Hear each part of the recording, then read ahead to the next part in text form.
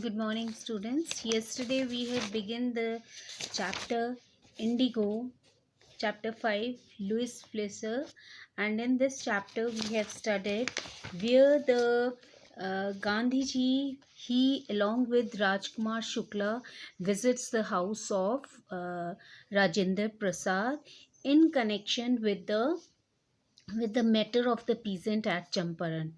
And we also came across that when Gandhiji visited the Rajendra Prasad's house, he wasn't there, and at that moment, we see his servant. He thought him to be as he has come along with the Rajkumar, and he thought he is also a untouchable.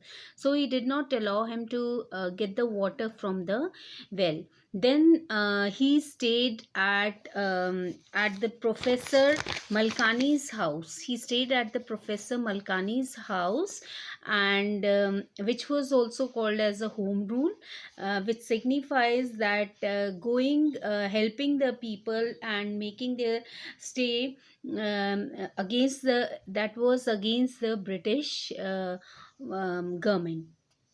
But we see Malkani, Professor Malkani, he did not care for that, and he welcomed Gandhiji to his house where he stayed, and he investigated all the things that went with the peasant, and he also scolded the lawyers that they should not charge a large amount from the peasant.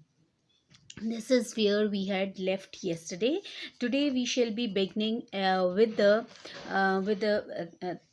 talk about long term agreement. So what was exactly why the Champaran peasants they grow against the British landlord? Now this is what we shall be reading over here. Large estates in Champaran owned by the British landlords. Indians as the sharecroppers, were the sharecroppers of their land, and they had the long-term agreement according to which sharecroppers has to plant the indigo, and 15% of their hold that and rest they can hold, and rest they had to surrender to produce the that is as a rent to the landlord. And harvesting indigo was irksome business for the peasants. They don't like growing indigo because it was of no use growing this indigo. It affected their land also. Now the dispute that rose was Germany had developed the synthetic indigo, and which will certainly affect the indigo that the peasants were growing, and the prices of indigo that would also fall down. Planting indigo was now no more profitable for the peasants, and so the peasants they also went, they don't want to grow the indigo. Now landlords demanded compensation to release sharecroppers from harvesting this indigo. Many peasants they agreed, and others they resist.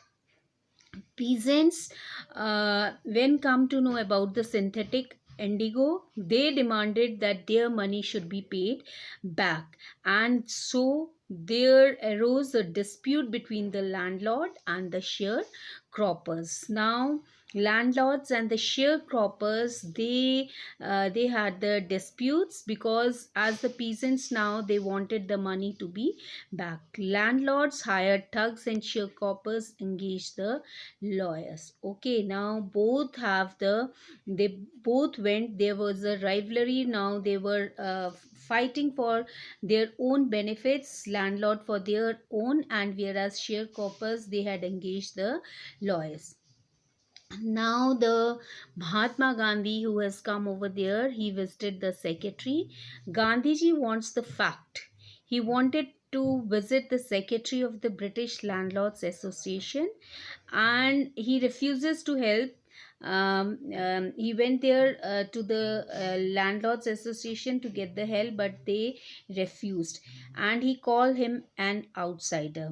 Gandhiji was not entertained by him, and he told that they are the outsider, he should not interfere in the matter of peace. peasants. Gandhiji protested against it. Now Gandhiji was simply, he doesn't like it and he protested against the peasant. Now he visited the visit the commissioner. Gandhiji visited the commissioner at Tirhat division, and commissioner also behaved very rudely with Gandhiji. He tells Gandhiji to leave Tirhat immediately.